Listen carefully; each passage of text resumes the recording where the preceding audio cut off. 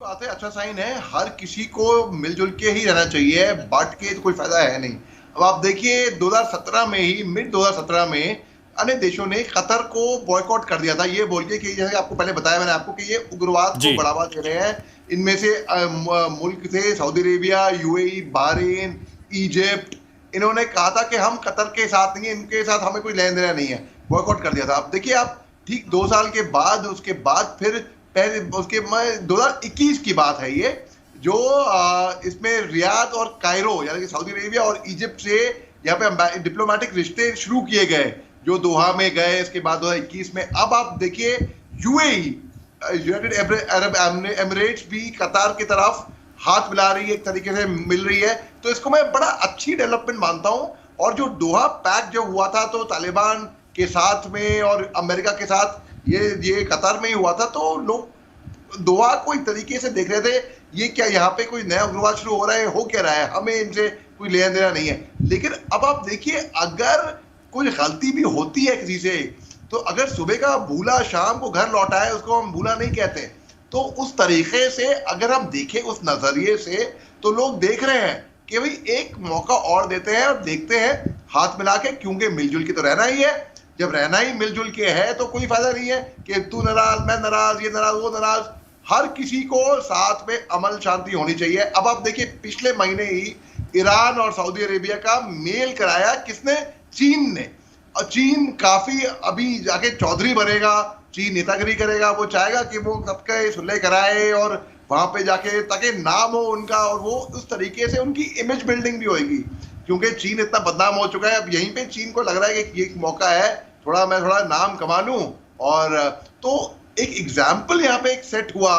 अगर ईरान की और सऊदी अरेबिया की इतनी अच्छी वापस सुलह हो सकती है, तो क्यों ना कतार की और जो अन्य देश जो उनको बॉयकॉट कर चुके थे, दोबारा वापस वो जुड़ सकते हैं। हैदर भाई, बिल्कुल बिल्कुल। तो जिस तरह से हमने बताया कि दोबारा जो मतलब फैले हुए मुल्क थे वो आपस में जुड़ने के लिए बेहतरीन कदम अगर उठा रहे हैं तो ये काबिल तारीफ है। लेकिन मोहम्मद अली शाह, हम लगातार, क्योंकि ईरान, शाम और यमन में हौसी जंगजुओं के अलावा जो खलीजी अरब हैं और मुल्कों के ताल्लुकात में भी तेज़ी से इनका सुधार हो रहा है, तो इसके अलावा जो बाकी देश हैं, बाकी मुल्क हैं, उनमें भी सुधार हो रहा है। तो ये सुधार की जो राह है यह काफ़ी बेहतर है।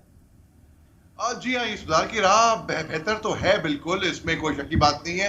और इस वक्त के लोगों को इतनी चिंता है नहीं कि गल्फ कंट्रीज की या फलस्तीन की या इजराइल की, जितनी उनको चिंता है यूक्रेन और क्योंकि मेन जड़ फसाद की वहां से हो रही है। और अगर ये जंग किसी तरीके से अभी रुकने का नाम नहीं ले रही है, और दुनिया में देखिए, आप देखिए ईरान अमेरिका की बनती नहीं है, आप देखिए युगोस्लाविया में क्या हो रहा है, आप देखिए यमन में क्या हो रहा है, आप देखिए चीन ताइवान में क्या हो रहा है, आप देखिए हिंदुस्तान, हमारा एक एग्जाम्पल ले लिए, पाकिस्तान के साथ हमारी बनती नहीं है, हमारी चीन के साथ नहीं बनती है। तो दुनिया भर में इतना अफरा तफरी फैली हुई है, और ये सुख शांति कब आएगी? ये तभी आएगी जब हम खुद एक निकलकर, एक पहला कदम, कोई सा भी देश पहले निकलकर एक कदम ले। हमने भी तुर्की ने कई मर्तबा हमको यूएन में अपोज किया, लेकिन हमने भी तुर्की का साथ दिया, हमने उनकी मदद करी। अब आप देखिए, उसी तरीके से जब हम और आगे आएंगे, अन्य देश आगे आएंगे और बोलेंगे छोड़ो कल की बातें, कल की बात पुरानी, नए दौर में लिखेंगे हम मिलकर नई कहानी।